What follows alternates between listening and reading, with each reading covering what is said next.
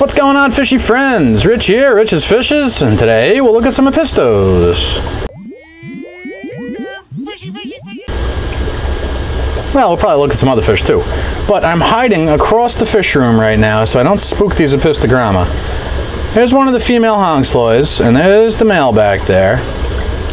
And they were just dancing as if they were getting ready to do something. Boy, that male is beautiful. But the female's twisting and wiggling and then showing off. To me, it always looks like they're trying to show their butt to the male. They sort of bend their body and shake that tail fin. And the male will kind of do something similar. Of course, they're not going to do that right now. But that is the, oh, there we go. That's the courting ritual, I suppose. The mating ritual, the courtship.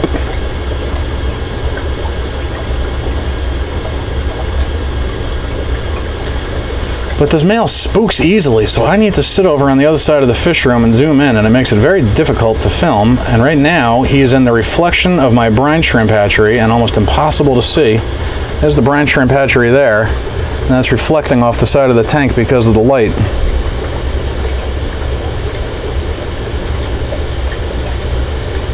Well, there goes the female on the other side. I guess she wasn't going into the cave to lay eggs. And in theory, now, I haven't even walked over towards the tank yet today. But the other female who's been guarding the eggs typically hangs out over here by this cave.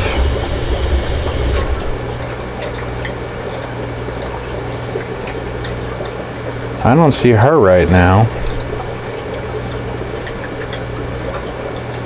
Oh no, come on, focus. Alright, so going into the cave. Oh, with any luck, she's laying eggs on the roof of the cave right now. Look at that, there's some fry swimming around, isn't it? Was that fry that just came out of that cave? Damn it, I can't tell. Oh man, I really don't want to spook them. But I gotta get a little bit closer. Alright, so they boogied out of the back of the cave and now they're over here. There's the male, he's squirmed under the back of that cave. And there's the female approaching the other cave. Now, if anybody doesn't know, Apistogramma are a dwarf cichlid. They're a South American dwarf cichlid species, and Apistogramma are egg layers, and they tend to spawn on the underside, on the roof of caves. That's why I have these coconut cave husks things. That's why I have the cichlid hut, the cichlid cave made out of ceramic like a flower pot here. Where's another female in her fry? There she is. I might have confused which female was showing off to the male a couple of seconds ago. But there's the female that's been guarding fry. I just saw a couple of the fry around her. There's a lot of mulm and debris in this tank. This is a dirted tank. It's dirt capped with a little bit of sand and gravel, and a lot of the dirt has made its way up and past the cap. And that's why the substrate looks so nasty. But there are some of her fry.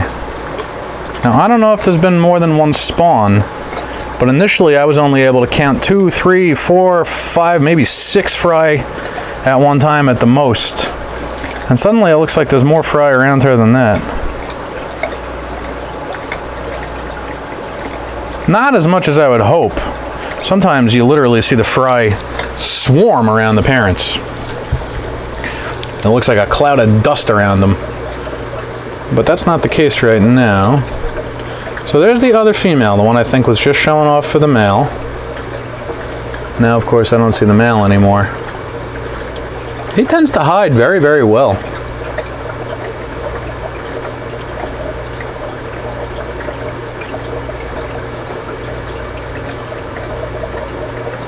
And of course, these airlines are in my way and make it very difficult to film.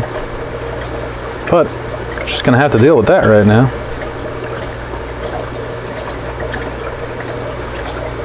I hope I didn't interrupt something here. I'm amazed at how skittish the male in this tank actually is.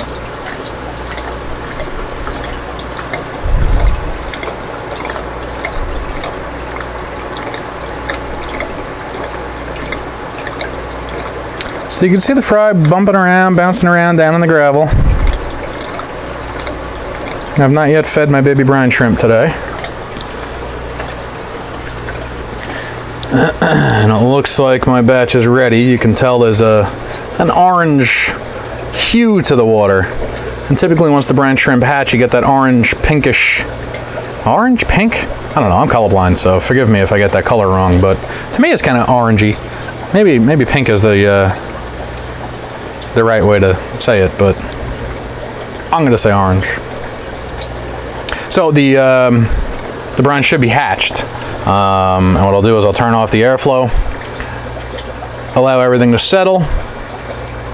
The eggs from which any brine shrimp hatched should float to the top, and the live shrimp should naturally settle towards the bottom and are attracted to a light source. So I got the light aimed down low, and then I can open up the valve in my Gemco brine shrimp hatchery and drain out the freshly hatched brine shrimp. And right now, yeah, you can sort of see some movement. It's difficult to make out any individual brine shrimp, but some of the eggs, the circular motion from the air bubbler being in there is still sort of taking effect. But I can tell that there's definitely movement down there. And all that is baby brine shrimp. It's amazing how much you get out of one tiny little quarter teaspoon scoop. I mean, you end up getting millions of baby brine. And I'll disperse, I'll disperse baby brine through a lot of my tanks. I'll put some into the German blue ram tanks. Typically I don't, oh boy, excuse me. Typically I don't bother putting them into the discus tanks because they're just too small for the discus. If I had tiny juveniles, I'd be doing that. But I throw some fry into the Endler tank. Some fry. I don't throw fry into the Endler tank. That'd be silly. There's already fry in the Endler tank. I throw baby brine into the Endler tank. I throw baby brine down here into this Apistogramma tank where I've got two different types of Apistogramma. That's a trifasciata female, I believe. And that's always sold to me as a Cockatoides triple red, which I've been doubtful for a very long time if it really is a Cockatoides. It is starting to show some color back on the dorsal fin. It doesn't really show up on camera well, but it's got much more of those typical Apistogramma traits, that really high dorsal fin raise, almost like the spiked mohawk. Who is it that uses that as a logo? Ted Judy, Ted's Fish Room. He's got an awesome silhouette of an Apistogramma as part of his logo for Ted's Fish Room. I've always just loved the way that thing looked.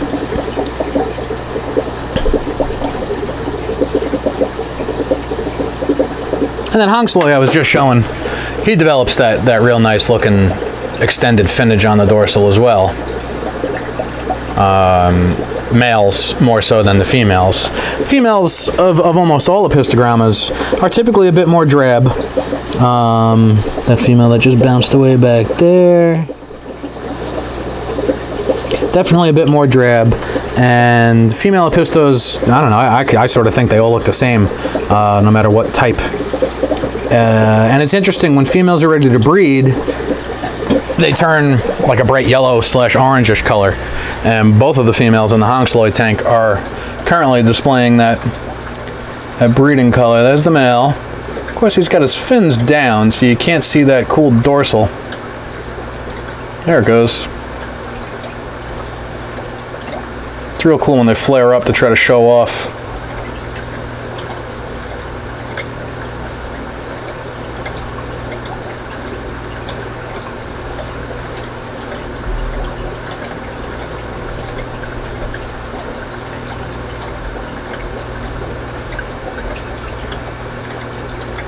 Of course, now I walked over here just to show the females. Look at that, both females are by each other. One of them just bumped out of the cave, and the other one jumped over that way into that cave.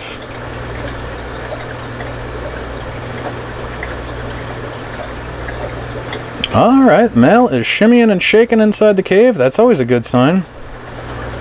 There's definitely a chance he's trying to fertilize some eggs, or at least trying to entice the female to lay some eggs. Now there's the other, whoa, both of the females are chasing each other.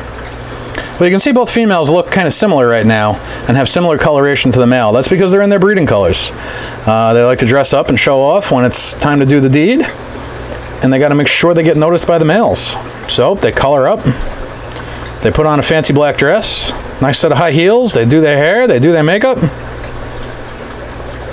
And they say, look at me, look at me. And it works. I mean, even I tend to look at them more when they're bright yellow like that. It's hard to miss.